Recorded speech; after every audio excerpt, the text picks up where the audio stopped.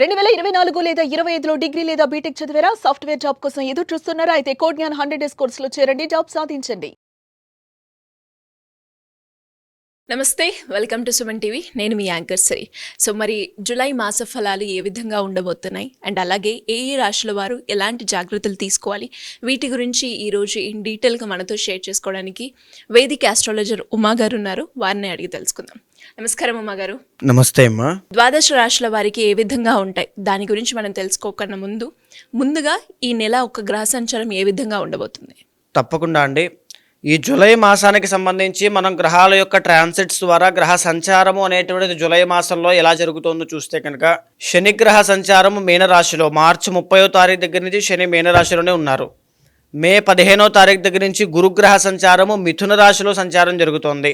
మే 22వ తారీఖు దగ్గర నుంచి రాహు కేతుల యొక్క సంచారము, రాహు కుంభరాశిలోను కేతు సింహరాశిలోను సంచారం అనేటువంటిది జరుగుతోంది.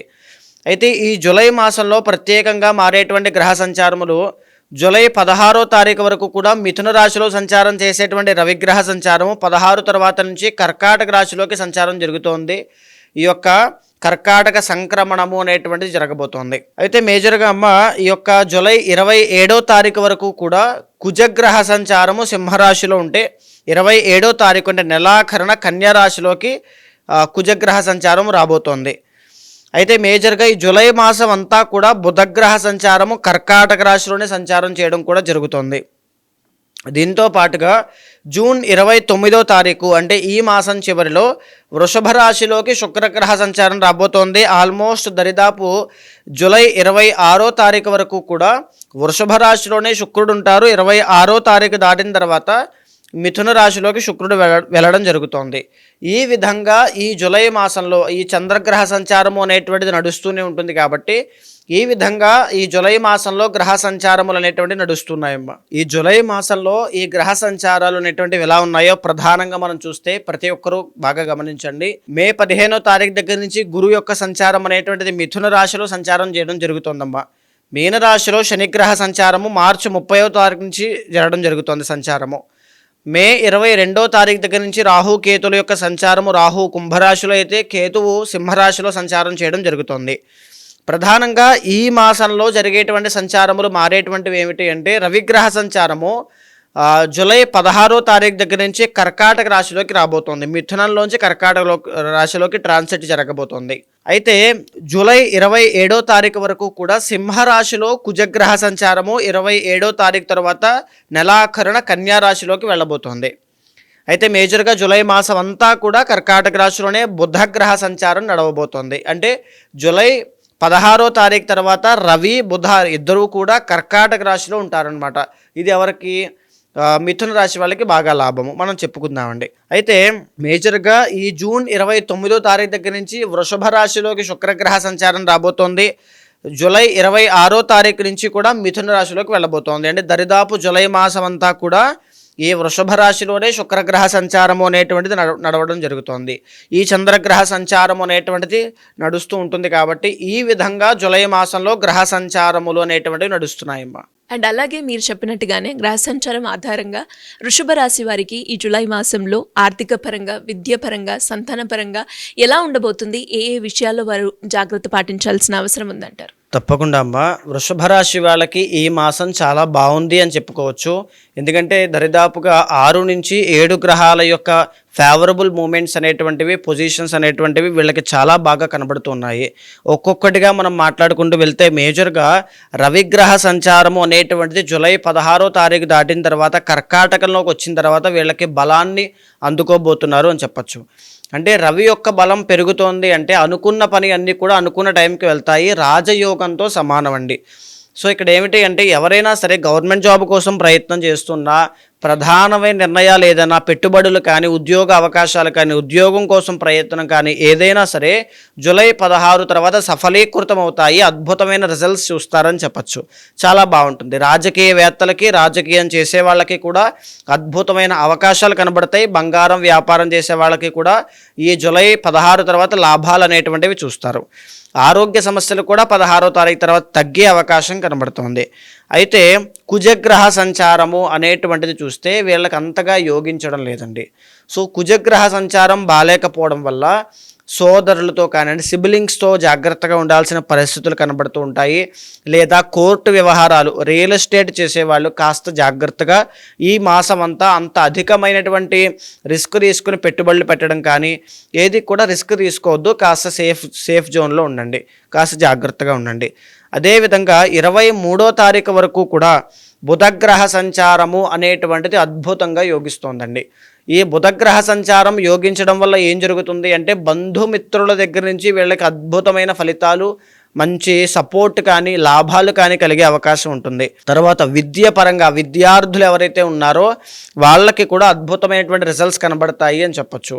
దీనికి తోడు ఏమిటి అంటే ఈ బుధుడు ఎప్పుడైతే 23వ తారీఖు వరకు బాగున్నారో ఈ లోపున ఎవరికైనా నరములకి సంబంధించిన బాధ కానీ, ఈఎన్టీ ప్రాబ్లమ్స్ కానీ, లేదు అనుకుంటే బుధుడు తెలివితేటలకి స్టాక్ మార్కెట్ ఈ యొక్క ట్రేడింగ్ కానీ, షేర్ మార్కెట్ కానీ అందులో ఇన్వెస్ట్ చేయాలి అనుకుంటే వృషభ రాశి వాళ్ళు తప్పకుండా 23వ తారీఖు లోపులోనే ఇన్వెస్ట్మెంట్స్ అనేటువంటివి చేయండి. బాగా గుర్తుపెట్టుకోండి. 16వ తారీఖు నుంచి 23వ తారీఖు దాకా రవి బలము, బుధ బలము రెండూ బాగున్నాయి కాబట్టి ఆ పర్ఫెక్ట్ టైంలో మీరు ఇన్వెస్ట్ చేయగలిగితే ఎక్స్ట్రాడినరీగా మీకు రిజల్ట్స్ అనేవి కనబడతాయి. ఇది బాగా గుర్తుపెట్టుకోండి. గురుబలము అనేటువంటిది ఈ మాసమే కాదు, ఈ సంవత్సరాంతము బాగుంది కాబట్టి గురుబలం విషయంలో ఆర్థిక పరంపర అనేటువంటిది, ఆర్థికంగా గ్రోత్ అనేటువంటిది ఇంకా పెరిగే అవకాశాలే కనబడుతున్నాయి. మీ ఎఫర్ట్స్ అనేటువంటివి ముఖ్యం, మీ పర్సనల్ చార్ట్ ముఖ్యం తప్ప వృషభ రాశి వాళ్ళకి చాలా బాగుంది నేను చెప్పే మాట. అయితే శుక్రబలము కూడా వీళ్ళకి చాలా బాగుందండి. బికాజ్ లగ్నంలో శుక్రుడు సంచారం జరుగుతోంది కాబట్టి ప్రేమ వ్యవహారాలు, లేకపోతే సంసారిక జీవితం, వివాహం కాకపోవడం అనేటువంటి సమస్య, లవ్ ప్రాబ్లమ్స్ అన్నీ కూడా ఏ రిలేషన్లోనైనా చాలా బాగుండి, అంటే చక్కగా రిలేషన్ కానీ, ఆ ఇద్దరి మధ్యలో కమ్యూనికేషన్ కానీ, అండర్స్టాండింగ్ కానీ అన్నీ కూడా, వైవాహిక జీవితం కూడా చక్కగా మారే అవకాశములు శుక్రబలం పెరగడం వల్ల చాలా బాగా కనబడుతున్నాయి. శని బలం కూడా చాలా బాగుందండి. 11th హౌస్లో శని సంచారం చేస్తూ ఉన్నారు. దీని మూలాన ఏమిటి అంటే వీళ్ళకి అద్భుతమైన ఫలితాలు ఎక్కడ కలుగుతాయి అంటే పెద్దవాళ్ళు, పై ఆఫీసర్స్, పై అధికారుల దగ్గర నుంచి ప్రశంసలు, అభినందనలు కూడా వీళ్ళ పనికి తగ్గట్టుగా కలుగుతూ ఉంటాయి. చాలా మంచి యోగం అండి. అయితే 10th హౌస్లో రాహుగ్రహ సంచారం, కెరీర్ డెవలప్మెంట్ అనేటువంటిది నాకు తెలిసి ఈ మాసం 16వ తారీఖు తర్వాత నుంచి మీరు తీసుకునే నిర్ణయాల వల్ల మీ జీవితం మీద ప్రభావితం అయ్యి అద్భుతమైన ఫలితాలు చూసే అవకాశం ఉంటుందని చెప్పి నా ప్రిడిక్షన్. ఖచ్చితంగా మీ పర్సనల్ చార్ట్ చూసుకున్న తర్వాత మీరు ముందుకు వెళ్ళండి. ఎక్స్ట్రాడినరీ రిజల్ట్స్ వృషభ రాశి వాళ్ళు చూస్తారు ఈ సంవత్సరంలో. అందులోనూ ఈ మాసంలో కూడా మీకు టర్నింగ్ పాయింట్ స్టార్ట్ అవబోతోంది అని చెప్పచ్చు. అయితే కేతుగ్రహ సంచారము అనేటువంటిది అంత గొప్పగా లేదు కాబట్టి కాస్త జాగ్రత్తగా ఉండాల్సిన పరిస్థితులు ఉన్నాయమ్మా. సో ఈ కేతుగ్రహానికి సంబంధించిన బలం పెరగాలి అంటే దానివల్ల ఏంటి అంటే మానసిక ఒత్తిడి, భయము, తర్వాత ప్యానిక్ అవ్వడం, ఓవర్ థింకింగ్, డిప్రెషన్ ఇలాంటివి వచ్చి ఆ కేతువు యొక్క ఎఫెక్ట్ వల్ల వస్తూ ఉంటాయి. సో దీని యొక్క ఇబ్బంది పోవడం కోసం గణపతికి సంబంధించిన ఏదైనా అభిషేకం కానీ, హోమము కానీ, దానము కానీ ఏదైనా చేయండి. గణపతి యొక్క అనుగ్రహం ఉంటే ఈ సంవత్సరంలో, అందులోనూ ఈ మాసంలో అద్భుతమైన రిజల్ట్స్ అనేటువంటివి, టర్నింగ్ పాయింట్ అనేటువంటిది ఖచ్చితంగా చూస్తారు. మరి వీరు ఎలాంటి రెమెడీ పాటిస్తే బాగుంటుందంటారు? తప్పకుండా అండి. మేజర్గా వీళ్ళకి ఎలాంటి రెమెడీ ప్రస్తుతానికి అవసరం లేదు. గణపతి ఆరాధనతో కులదైవ, ఇష్టదైవ ఆరాధన సరిపోతుంది. అవి చేయండి, చాలా బాగుంటుంది. మీ ప్రయత్నాలు, మీ నిర్ణయాలే మీ జీవితంగా మారుతాయి. వీరికి ఏ రోజు బాగా కలిసి వస్తుందంటారు మగారు? ఈ మాసంలో ఎస్పెషల్లీ గురువారము అనేటువంటిది చాలా బాగా కలిసి వస్తుంది. గురు శుక్రవారాలు రెండూ కూడా కలిసి వస్తాయి. ఈ మాసం అంతా కూడా ఎల్లో కలర్ కానీ, వైట్ కలర్ కానీ ప్రిఫర్ చేయండి, చాలా బాగుంటుంది. 6 నెంబర్ కానీ లేదా నెంబర్ 1 కానీ ఈ 2 నెంబర్స్ కూడా చాలా బాగుంటాయని చెప్పొచ్చు. మీరు అన్నట్టుగానే ఎవరికైనా కూడా వారి జాతక రీత్యా ఎదుర్కొంటున్న సమస్యలకి పరిష్కారం కోసం మిమ్మల్ని అప్రోచ్ అవ్వాలి అంటే ఎలా ఉంటుందో మగారు? తప్పకుండా అమ్మా. ఇప్పుడు మనం మాట్లాడుకునేటువంటి అంశాలన్నీ కూడా గోచార రీత్యా జూలై మాసంలో వేళకి నడిచేటువంటి పరిస్థితులు. అయితే ఎవరైనా సరే పర్సనల్ చార్ట్ చూసుకుని మాత్రమే ప్రధానమైన నిర్ణయాలు తీసుకోండి. ఇక్కడ గోచారంలో బాగాలేదని ఇబ్బంది పడాల్సిన పని లేదు, బాగుందని సంబరం చేసుకోవాల్సిన పని లేదు.